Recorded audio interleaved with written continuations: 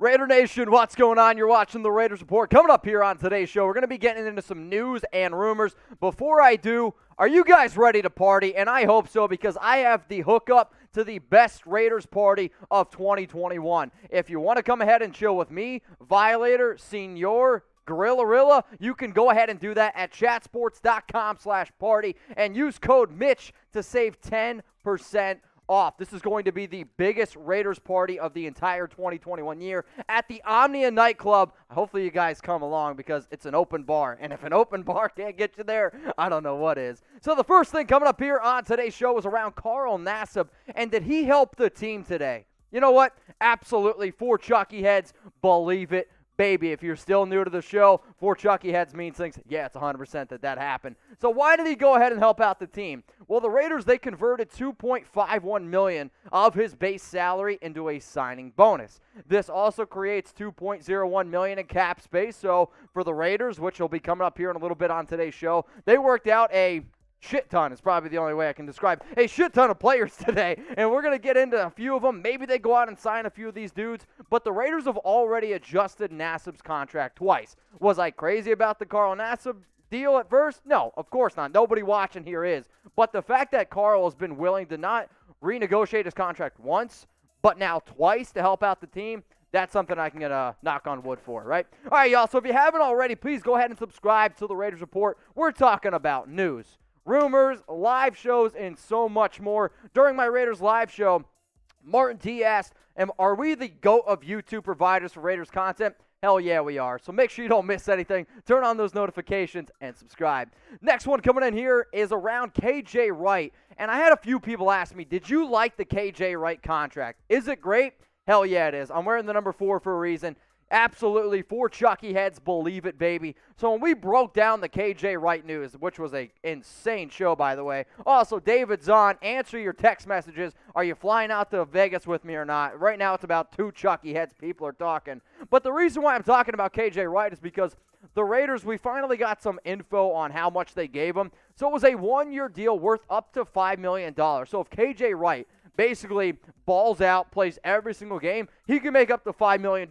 That is 100% worth it every single day of the week. He's going to make a base salary of $3 million in 2021, and then he can make up to $255,000 per game, okay, and then $1.75 million in playing time. So that's actually not right. It's $255,000 if he plays every single game. That's what it is, and $1.75 million in overall playing time. So bottom line is this: he's going to make $3 million, and if he plays every single game, he can make up to $5 million. Yes, please. And when you look at his numbers, these numbers honestly don't do him fully justice, because he can contribute in so many different areas. He wanted to be a Raider. He was excited to be able to play with Gus Bradley. I also want to tip my cap to Bradley being able to recruit him, because they did steal KJ Wright from a few other teams. So shout out to Bradley. Now, who's ready to party this weekend? Hopefully you guys are. Now, if you want to meet up with me, if you want to see a live Raiders report, I'm going to be at Tailgate Social on Saturday, Sunday, and I'm going to be there Monday. Now, the tables, they're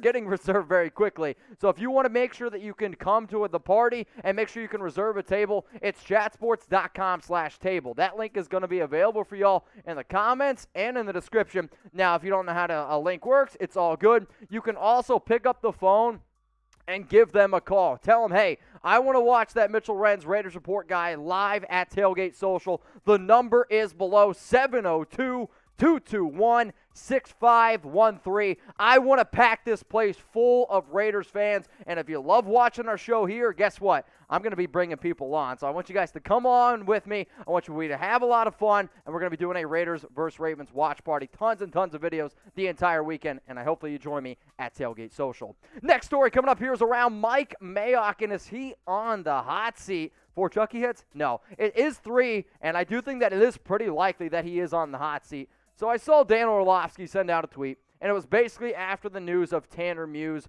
being released, and Orlovsky simply said, Derek Carr's not on the hot seat, Jon Gruden's not on the hot seat, the only one is Mike Mayock. Now, the reason why I can go ahead and say that I'm going to give it 3 Chucky heads is because the 2020 draft was, let's face it, very underwhelming. The 2019 draft, from a production standpoint, our 2019 rookies, they played well. But that could also simply because the Raiders didn't have a lot of other players on offense or on defense to be able to step up. And plus, you got to look at free agency as well, because that does also rest on the GM shoulders. And then trades. I mean, it's really not all that pretty when you really get into the nitty-gritty of it. So is Mike Mayock on the hot seat? I'm going to go ahead and give it 3 Chucky heads. But I have built this show based on the voice of the nation, because realistically, one me is nothing compared to 5,000 of y'all watching at home. And I know that, believe me. So why for yes and for no? Is Mike Mayock on the hot seat? I want you to go down in the comments whether you're watching this live or whether you're watching this at a later date. Why for yes and for no? Let me know. Mike Mayock on the hot seat.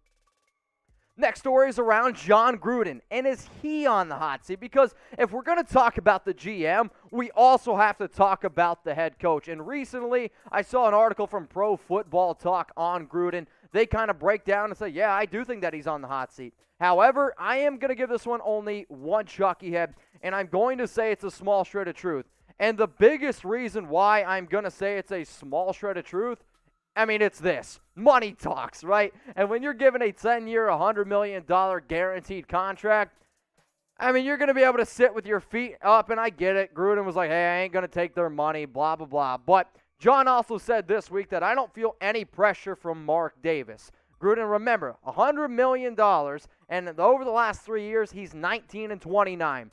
If that wasn't a $100 million contract, he would be absolutely 4 Chucky heads on the hot seat, because usually coaches that start out like this, that had basically 7 first-round draft picks, and then have these type of numbers, they don't stick around for very long.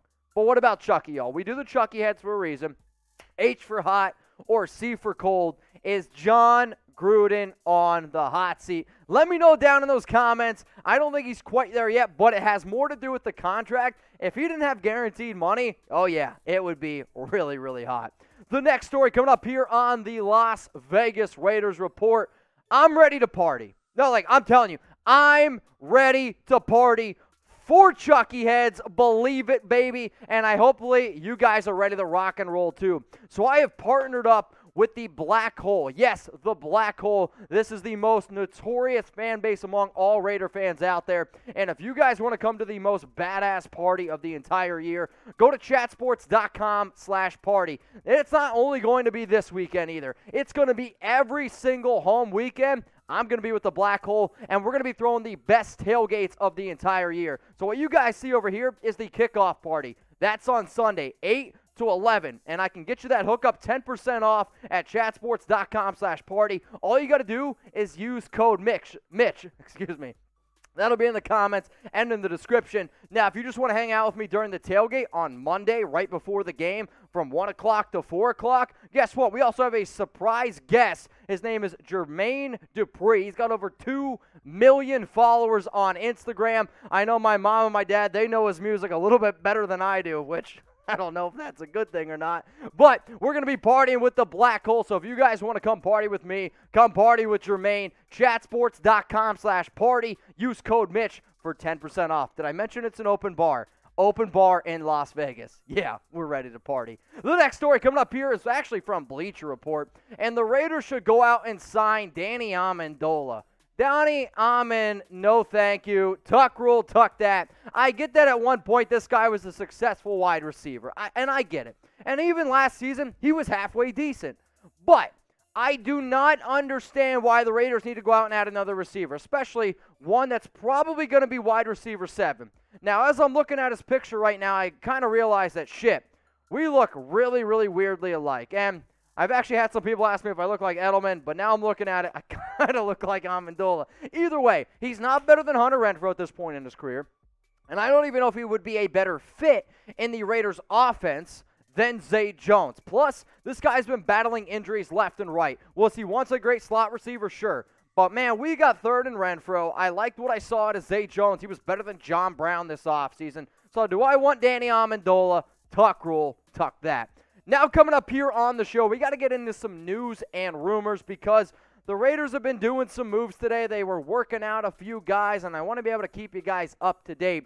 Probably one of the most notable names that came to visit today was D'Onta Foreman, and he actually wasn't the only player that went ahead and visited, but in 2020, He had 22 carries. He had 95 yards, no touchdowns, a long of 15. Some of the other players that visited today: James Burgess, Kavon Frazier, Dejon Harris, Alijah Holder, Kerryon Johnson, another running back name, Carlo Kemp, Stephen Parker, and Kevon Seymour. So when you hear all those names, should the Las Vegas Raiders go out and sign D'Onta Foreman, I want you to type S for sign, or I want you to go ahead and type P for pass. The only reason why I saw this come down was simply because, like, hey, I understand Jacobs has missed a few practices, which we'll talk about here in a second, but I'm going to simply go ahead and type my P for pass. Now, when I started this show today, Tanner Muse went unclaimed, but now I'm getting information that he is signing with the Seattle Seahawks practice squad. So remember, Muse was released by the Las Vegas Raiders, then went through all 32 teams, did not get claimed, and now he is signing with the Seattle Seahawks practice squad. So I just want to be able to keep you guys updated on that. The other thing that we're going to be talking about here on today's show is Josh Jacobs. He missed practice again today, but it sounds like he's going to be practicing on Thursday. And for those of you that are wondering, well, why is Thursday even matter? That's the Raiders' first official practice when they're getting ready for Monday Night Football up against the Seahawks. So Jacobs, he's going to be A-OK. The injury that I'm a little bit more worried about, actually, though, is Richie Incognito, who has yet to practice since suffering that calf strain in that joint practice up against the Rams. So yes, we're going back a few weeks now. The reason why the calf strain scares me is because he had all those Achilles injuries last season, which kept him out 14 games. So obviously that scares me with the 38-year-old and Richie Incognito. Some more just kind of quick updates here. Maybe you've been sleeping. Maybe you didn't subscribe to the show. David Moore, he's on the practice squad. Patrick, I can't pronounce your last name because it looks like a dinosaur. He's also on the practice squad here. The Raiders, with those two additions, they let go of B.J. Emmons. I know some of you might think that blows, but we still got Trey Regis. And then another one that we ended up letting go, Niles Scott. Not really too surprised that they let go of Emmons and Scott, especially when they're working out guys like Kerryon Johnson and D'Onta Foreman. But my job is to be able to keep you guys as up-to-date as possible and also throw in a few rumors and news things here and there. That's the latest going on around the Las Vegas Raiders. If you guys haven't already, please go ahead, like the video. It helps me out a lot.